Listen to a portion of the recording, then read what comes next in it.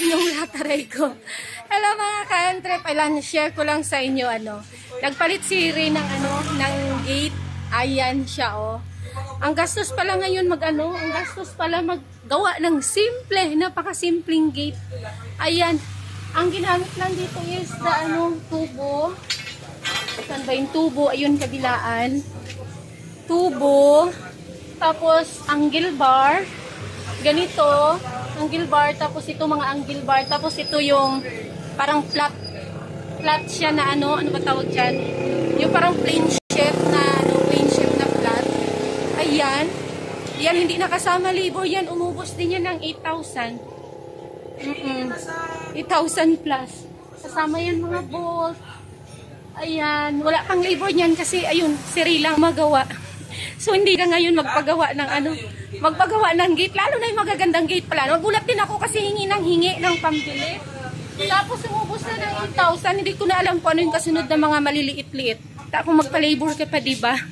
At ako lang sa inyo, another, na naman kami, another dugtong. Para maging parang bodega. Kasi, pag doon kami magbodega, doon sa taas, ang layo.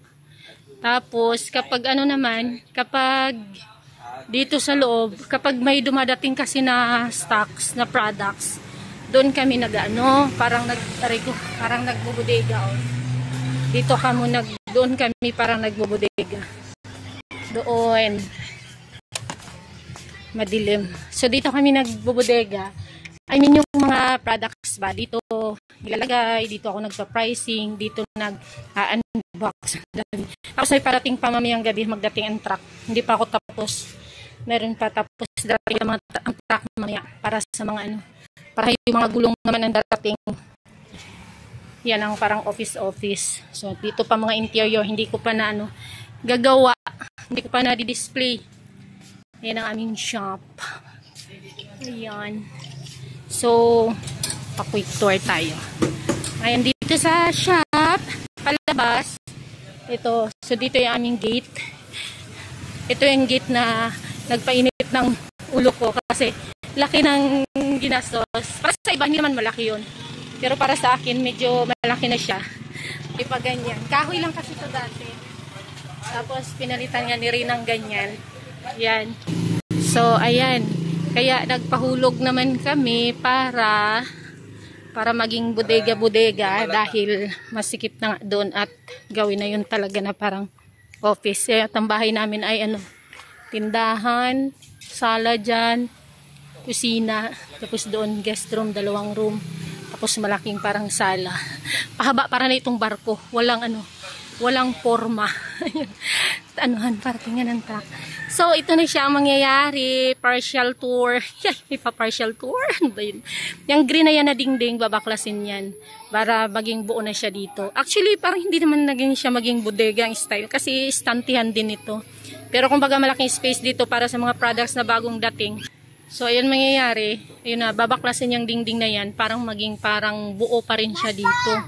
Pero ang magiging parang division para sa parang bodega, istante na lang kasi di-displayhan din to pero yung mga stocks na bagong dating, pag bumaba dito, halimbawa, truck, ilalabas dyan, dito yung pintuan na yung tatanggalin, magiging dito na yung pintuan, para atras lang.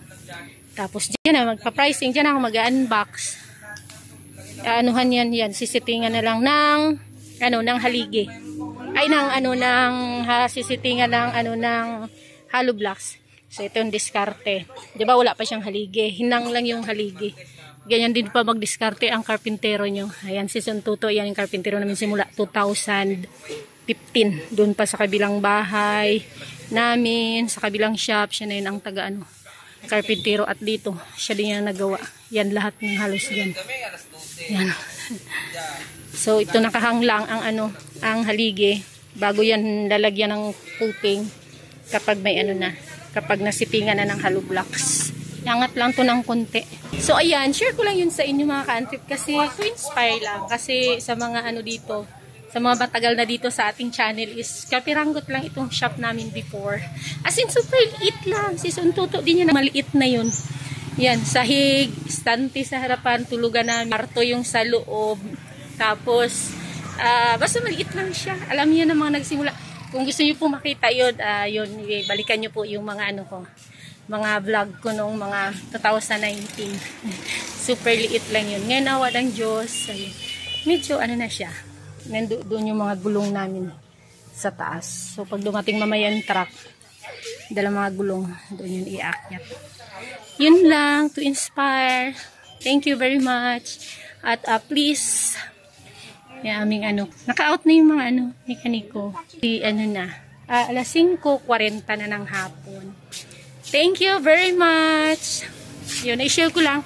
Ang gastos pala ng ano kasi talaga, paggawa ng gate. Napakasimpleng gate, napakaliit. Pero uubos ka rin ng halos 8,000. Hindi ko na alam kung magkano pa yung mga nabili-bili niya dyan, mga dagdag. Pintura. Yung ano, primer. Na talagang mura sa panahon ngayon. Lahat magastos. Paggawa ng ganito, gastos. Kahit na gate na lang na maliit, magastos. Ay, kaya talaga kailangan nating magdoble kayod dahil sa mahal ng bilihin ngayon. At sa gastos ng ano natin ngayon, ng buhay, ng ano, ng cost of living. Thank you. Bye-bye.